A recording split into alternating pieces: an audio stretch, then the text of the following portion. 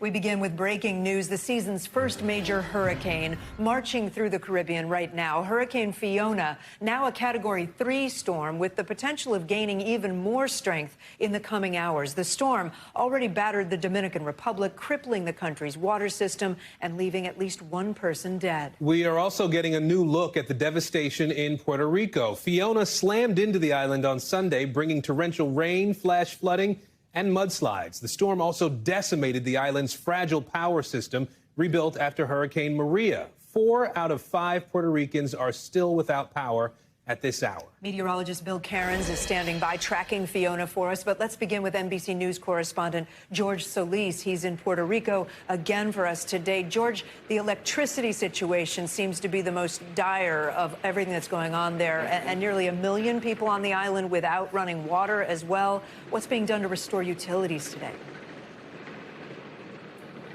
Yeah, Kate and Aaron, we are actually starting to see some of the work crews going out to assess some of the damage, and I want to show you what some of these crews are seeing throughout the island. Behind me, you can actually see one of those power poles there down on the street. Crews already assessing this one, and not even a few yards from me, we have another one here that's down on the curb, snapped like a twig by the intensity of Hurricane Fiona. And so this is what's happening across the island right now. People wondering how long it's going to take for them to get back on the power grid. The governor's saying it could take a few days. Many skeptical, considering some of the damage we're seeing. Guys?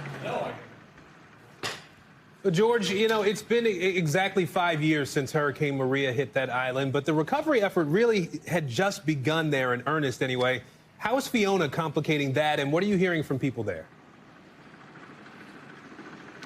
Yeah, that's right, Aaron. Here we should be talking about how far the island has come since Hurricane Maria, and instead we're talking about recovery efforts that are now beginning. And a lot of people are frustrated that they are enduring this once more. I had a conversation with a local here who was in Ponce as Fiona struck. He told me he collected supplies, they had water, but still this storm seemed to catch them off guard. Take a listen to what he had to tell me. How do you guys feel? It's the anniversary of Hurricane Maria, and again, you have no power. Bueno, nos traemos los recuerdos porque el huracán fue un poquito más fuerte que esto, pero nos traemos los recuerdos a vernos así en la situación prácticamente la misma. Y nos trae un poquito de malos recuerdos. Andrew San says this day brings familiar feelings. It's a bad memory. Here we are repeating history in a sense, 5 years to the day, and again, the people here in Puerto Rico have no power. Yeah, you can see people here so upset that they are encountering this feeling of deja vu after this storm struck. Hopefully, they hope federal aid will come soon. Guys? Well, I was going to ask about that because it is an American territory. Do we know what federal resources might be on the way? Yeah, Kate, we know that the FEMA administrator is going to be visiting the island today, and already there are a number of federal resources here on the ground, more expected to come in the coming days to begin assessing some of the damage and hopefully start handing out some of that money that this island will need to begin yet again with recovery and repair. Guys? George Solis for us in Puerto Rico. Thank you so much. Let's bring in NBC News meteorologist Bill Cairns now and talk about this a little bit more. Bill, what can we expect from Fiona over the next 24, 48 hours? We still have additional concerns.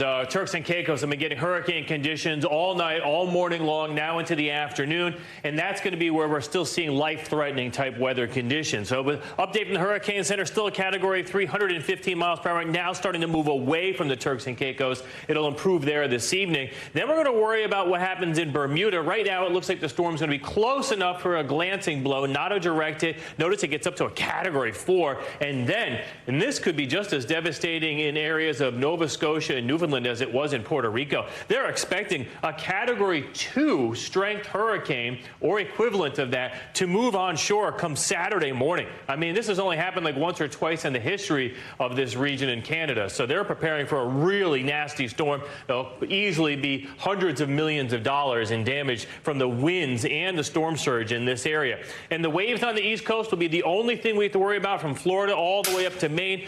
Rip currents, also 10-foot waves. And now out in the Atlantic, we did have a new tropical depression form. This is a fish storm number 8, but keep an eye on this. 70% chance of development. It's going to head through the Caribbean Sea as we go throughout the next 5 days, possibly near Jamaica as we go through early next week. And once these storms get over the warm waters in this area, watch out. There's no way out. It has to hit land. And a lot of our long-term computers think it could be somewhere near the Gulf of Mexico as the middle of next week approaches. So again, Gaston and Hermine, the next 2 named storms. All of a sudden, hurricane season is firing full speed. right. Bill Cairns for us. Bill, thanks.